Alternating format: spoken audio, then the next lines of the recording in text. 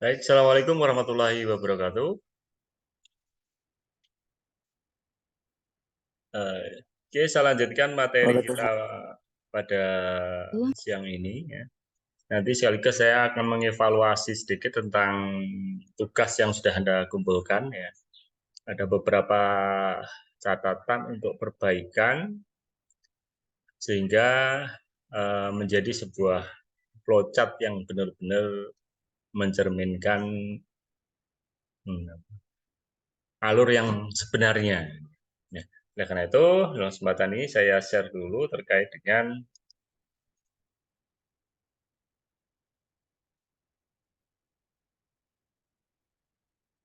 ini berbicara tentang flowchart kemarin ya.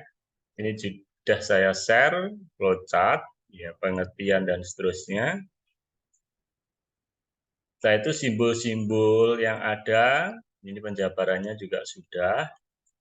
Nah, mungkin yang perlu sedikit salah itu ketika ini, yaitu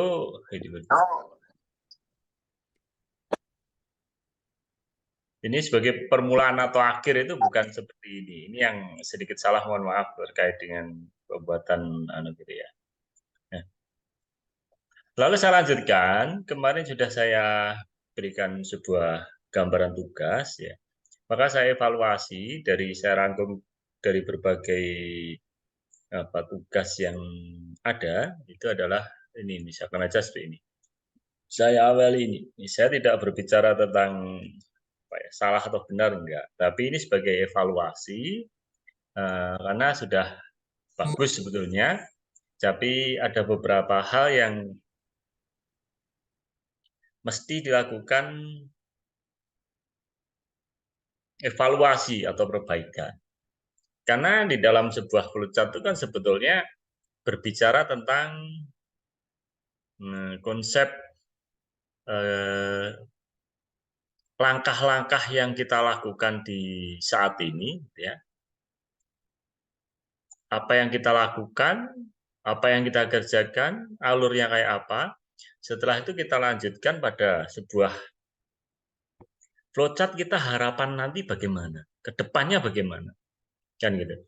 Jadi kalau misalkan ada sebuah proses bisnis gitu berkaitan dengan data itu juga demikian, maka harus ada perbaikan-perbaikannya di mana? Karena kalau di materi sebelum UTS kemarin sedikit saya sampaikan juga berbicara tentang sistem mendukung keputusan atau decision support system kan gitu. Jadi suatu sistem di mana membantu pengambilan keputusan. Nah, flowchart ini juga selaras dengan SPK, sistem mendukung keputusan itu, yaitu untuk evaluasi itu tadi. Nah, ini saya contohkan evaluasi flowchart, ya misalkan saja flowchart memasak nasi misalkan. Nah, kalau kita perhatikan, misalkan sebuah gambar-gambar seperti ini, ya, gambar yang ada, ya, ini kan simbolnya bisa jadi salah, Mas ya. Jadi simbol itu tidak boleh salah. Jadi tidak boleh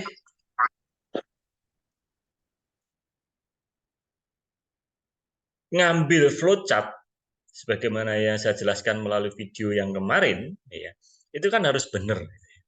Ini startnya sudah benar. Misalkan siapkan beras, air, dan magicom. Perintah memsiapkan, ya, siapkan, itu bisa jadi sebuah decision, ya, bisa jadi pengambilan sebuah data yang ada di dalam sebuah database, karena bisa jadi beras, air, dan magicom itu sudah ada di penyimpanan misalkan seperti itu. Karena perangkatnya sudah ada misalkan saja. Lalu kalau dilanjutkan misalkan sini air, beras, dan magicom ini sebagai proses apa?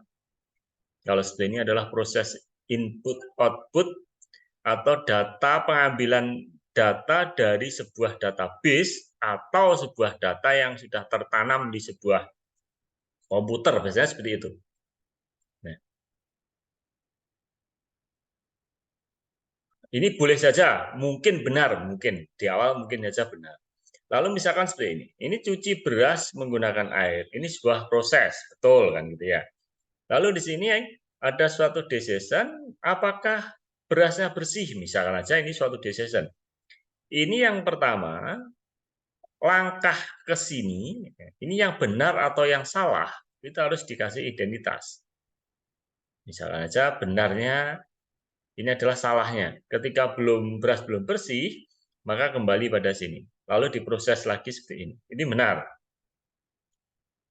Lalu ketika ini sudah bersih misalnya, maka bawahnya ini apakah sudah bersih? Ya, misalkan.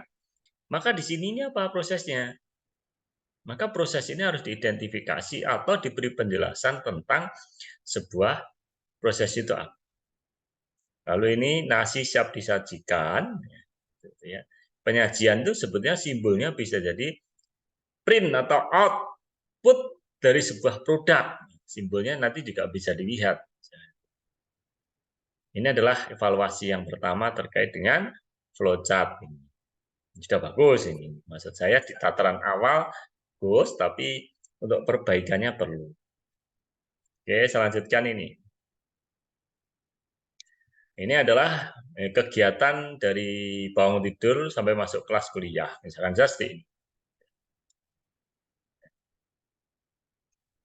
Ini proses merapikan, dan seterusnya. Ya, ini sudah baik, sudah istilahnya mencerminkan sebuah gambaran yang benar. Misalkan ada suatu apakah sarapan, jika iya berangkat ke kampus, jika tidak ya kan beli di kantin. Ketika beli di kantin maka ini kalau di sini ketika sudah sarapan, ketika tidak ini kembalinya ke sini, Anda perhatikan ini berarti setelah beli di kantin ini langsung masuk kelas. Padahal kalau dalam proses ketika sarapan ya ada berangkat ke kampus, ya kan gitu ya. Maka ini berangkat ke kampusnya ini kapan ini kok langsung sampai di sini kan gitu. Nah, karena aspek sarapan di sini ini sarapan ya. Ini kan aktivitas di rumah Mas Ian gitu ya. Belum berangkat. Nah, ini perhatikan baik-baik ketika ini tidak sarapan bagaimana? Apakah kalau seperti ini berarti tidak jadi berangkat ke kampus kan gitu. Nah, ini sebagai contoh arahnya yang belum sesuai. Lalu ketika misalkan ini berangkat kampus beli BBM, nah ini boleh saja seperti ini. Ketika ya berhenti di SPBU untuk beli kan gitu ya. Jika tidak berangkat sampai kampus, masuk kelas. Ini sudah lumayan bagus. Cuman kalau saya evaluasi dari ini ya, ini Mas Rio sudah lumayan. Ini yang enggak lumayan menurut saya. Ini sama persis dari Mas Rio, tapi ini jelas copy paste ya gitu ya. Oleh karena itu saya tidak mengharapkan sebuah copy paste di dalam sebuah aktivitas tugas dan seterusnya. Ya sebisa mungkin dibuat salah itu enggak apa-apa. Salah itu bagian dari proses, tapi mengerjakan itu wajib kan gitu ya. Ini harus diperhatikan. Nanti saya bukakan lagi terkait dengan flowchart. Tapi mohon maaf ini settingan saya keliru ya untuk di Zoom-nya. Maka saya akhiri dulu, nanti saya sambung lagi.